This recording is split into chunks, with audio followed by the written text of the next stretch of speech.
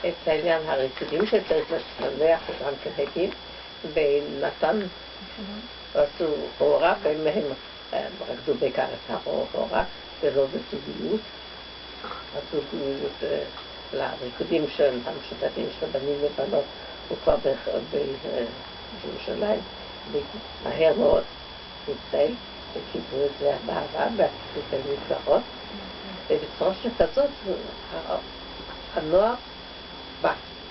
ויחד עם זה הוא היה משוחח איתה, עם הנוער. הוא הבין והרגיש את האווירה הכללית, את הבושה שהנוער הרגיש כלפי הציבור החילוני, הזלזול שהנוער החילוני ובכלל החילונים התייחסו לדתיים. אז הוא התחיל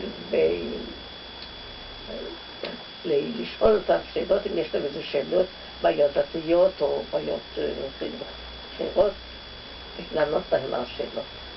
וככה לעומת הנוער שבא לבני הקהילה ואין להם, מצד אחד נתן תשובה אינטלקטואלית לשאלות שלו, לשאלות שהקציבו לו, ודבר שני, מצאו גם חברה ואווירה טובה.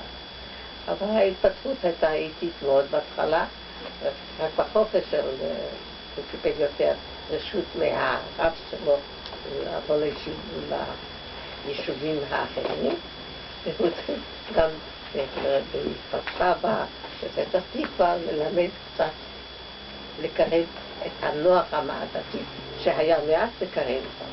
הרב הכוונה למען הרב קוק? כן. ובכן, עכשיו אנחנו רואים שגם אז לא היה קל הדבר הזה, היה קשה מאוד. אבל מה הייתה המטרה שלו? הוא הבין, הייתה לו חזון אחד. בטוח שחזון עבר לכל האורך הזמן. מאז ועד עתה, עכשיו אנחנו חייבים באותו חזון. חזון של עם ישראל. הוא זכר שתפקיד יש לעם ישראל בעולם, בדיוק בפרשת השבוע, מלאכת כהנים וגוי קדוש, את זה אנחנו צריכים להיות. עלינו להיות עם סגולה. והעם הסגולה זה מחייב. הכין אותנו הרבה מאוד, אנחנו לא יודעים מה, כי הנוער לא ידוע, הלך לישיבות, וכמו שאמרנו, בבית ספר יסודי הוא לא למד הרבה ולא רצה ללמוד הרבה.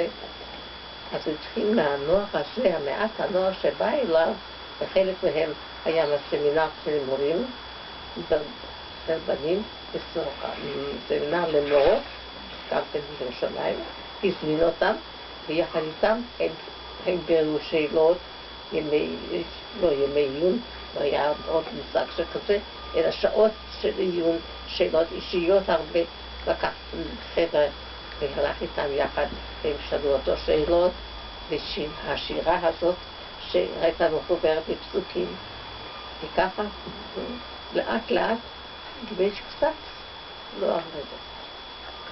הרעיון שהבין פה, והבינו גם העוזרים שבאו מחוץ לארץ ישראל, שבשביל הנוער צריך ללמוד מה זה יהדות. והדבר הזה מאוד מאוד השפיע עליו, השפיע על הנוער.